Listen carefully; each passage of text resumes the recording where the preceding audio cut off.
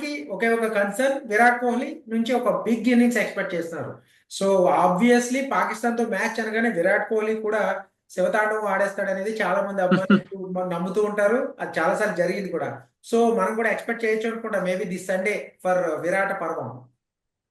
Absolute గా దాంట్లో doubt లేదు. ఎందుకంటే విరాట్ కోహ్లీ లాంటి ప్లేయర్స్ ఎప్పుడైతే ఫామ్ లేదు అని మాట్లాడుకుంటామో అలాంటి టైంలోనే all of a sudden he'll regain his form back. And that too Pakistan లాంటి టీం మీద ఎక్కువ విరాట్ కోహ్లీకి అంటే just on the lighter side తను ఏంటంటే షోమ్యాన్ లాగా. షోమ్యాన్ అంటే ఏంది, ఎప్పుడైతే ఎక్కువ పబ్లిక్ చూస్తుంటారో అప్పుడే మంచి బెటర్ పర్ఫార్మెన్స్ వస్తుంటుంది. ఎప్పుడైతే ప్రెషర్ ఎక్కువ ఉంటుందో మంచి పర్ఫార్మెన్స్ వస్తుంది. సో ఇండియా పాకిస్తాన్ అంటే ప్రెషర్ ఉంటుంది, ఇండియా పాకిస్తాన్ అంటే ఎక్కువ మంది వ్యూవర్స్ కూడా చూస్తారు. అండ్ ఆ పల్స్ తెలుసు విరాట్ కోహ్లీకి. So we can expect that performance on the lighter side. But Virat Kohli గురించి మాట్లాడితే టు బి వెరీ ప్రిసైజ్ ఆర్ అనే సీరియస్ నోట్, ఎక్స్ట్రాడినరీ ప్లేయర్ అండి. జస్ట్ ఇమాజిన్ 50 సెంచరీస్ ఉన్నాయి ఓడిఐస్ లో, ఎవరికి సాధ్యం కానని సెంచరీస్. సచిన్ తర్వాత నెక్స్ట్ పొజిషన్ లో ఉన్నాడు. బట్ స్టిల్ ఎవరు కూడా అనుకోలేదు సచిన్ రికార్డ్ ని బ్రేక్ చేసే ఛాన్సెస్ ఉన్నాయా లేవని. Sachin himself told that only Virat Kohli or Rohit Sharma వీళ్ళిద్దరిలో ఎవరో ఒకరు నా రికార్డ్స్ ని బ్రేక్ చేస్తారని చెప్పి అది చేసి చూపించాడు. బట్ ఏమవుతుంటది అంటే career we can say this is end of Virat Kohli. Just 36-37 year old. ఆ ఫిట్నెస్ అవన్నీ చూస్తే ఇంకో 3 years అయినా కూడా ఈజీగా ఆడగలడు. మహేంద్ర సింగ్ ధోని చూడండి, he still looks fit. 42-43 year old. He's ready to roar in the IPL. So Kohli నుండి ఆ ఇన్నింగ్స్ అయితే బాకీ ఉంది. I think that should be this match. ఈ మ్యాచ్ లోనే రావాలని మనం ఇటువంటి ఎక్స్పెక్ట్ చేద్దాం. మ్యాచ్ లో అటువంటి ఇన్నింగ్స్ వస్తే కనుక అభిమానులకే కాదు టోటల్ ఇండియా విక్టరీకి లో కూడా కీ రోల్ అనుకోవాలి, కిక్ అనుకోవాలి.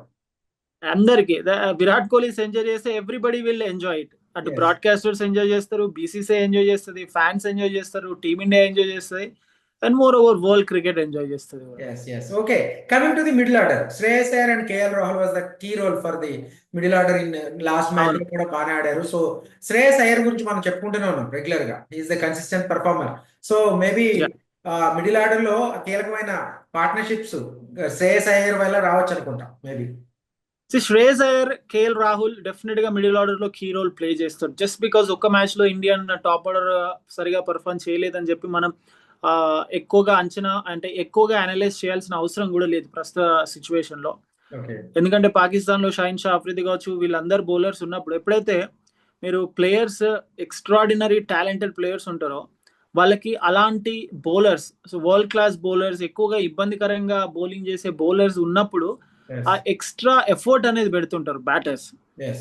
సో ఆ ఎక్స్ట్రా ఎఫర్ట్ డెఫినెట్ గా అంటే ఒకవేళ టాప్ ఆర్డర్ లో number 1 and 2 and then number 3 fail అయితే ఆ తర్వాత then it comes to there. But Shubman Gill, Rohit Sharma, Virat Kohli కనుక ఒక 30 overs 35 overs వరకు ఆడారంటే ఆ తర్వాత వచ్చే కేఎల్ రాహుల్ అండ్ శ్రేయస్ అయ్యర్ ఒక డిఫరెంట్ రోల్ ప్లే చేస్తుంటారు. అప్పుడు వాళ్ళు ఇంకొంచెం అగ్రెసివ్ గా ఆడాల్సిన పరిస్థితి ఉంటుంది. So I think it all depends on the situation. India ఏ టైంలో ఎలాంటి వికెట్స్ లూజ్ అవుతుంది, ఎవరెవరు అవుట్ అవుతున్నారు, ఇండియా ఫస్ట్ బ్యాటింగ్ చేస్తుందా, సెకండ్ బ్యాటింగ్ చేస్తుందా.